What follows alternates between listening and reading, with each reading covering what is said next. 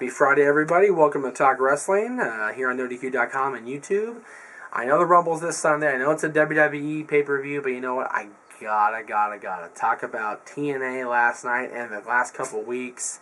It's been nuts down in Orlando. It's been craziness abound. The threat of a new they from Amazing Red and Crimson, his little brother, if you will, has led into something that may be a huge thing to turn around TNA, or it may be the albatross that brings them down. The they thing worked great the first time, but if what I am reading here is going to be the case coming into Against All Odds and beyond, don't know if it's going to work out for them to do what they're doing. Jeff Hardy is going to be the number one contender for the World Heavyweight Championship, also Intercontinental. That shows you how tired I am. Against Mr. Anderson and Against All Odds, they're building toward that pay-per-view.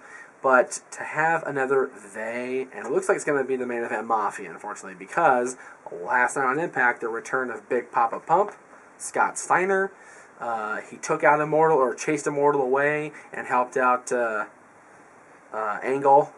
And so we'll see what happens with Kurt Angle and Scott Steiner being back together. If they are back together, will Booker T come back? Will Sting come back? Will Kevin Nash come back? Yeah, right.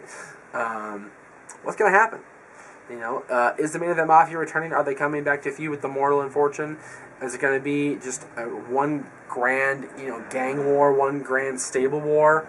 Hard to say. Hard to say. I personally would like to see Scott Steiner not be back. I know a lot of people like Scott, a lot of people don't like Scott. I'm not a huge Scott Steiner fan at this point in his career. I'm just not. I don't think he's, in good enough shape to go the way that Scott Steiner should go, if you know what I mean. Scott Steiner needs to be a big impact, no pun intended, player.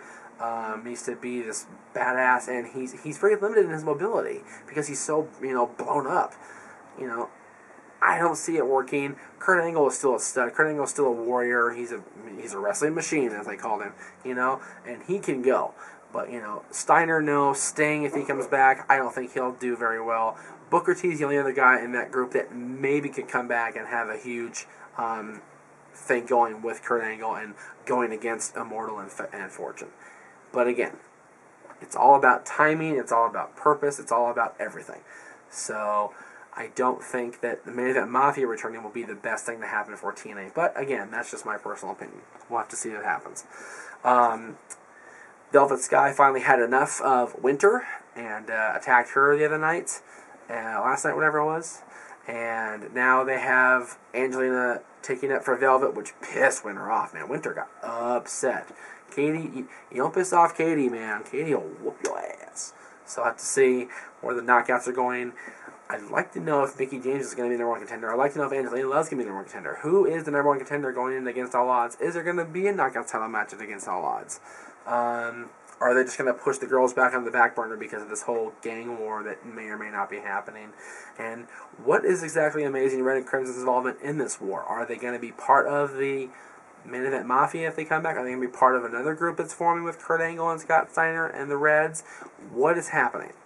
What is going to go on in TNA in the weeks to come?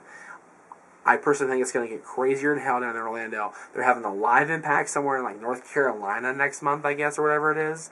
So test the waters, baby. We'll see what happens. We will see you Sunday night on NoDQ.com for coverage of the Royal Rumble. I may even be on Skype, so look for me there. We'll see you next time.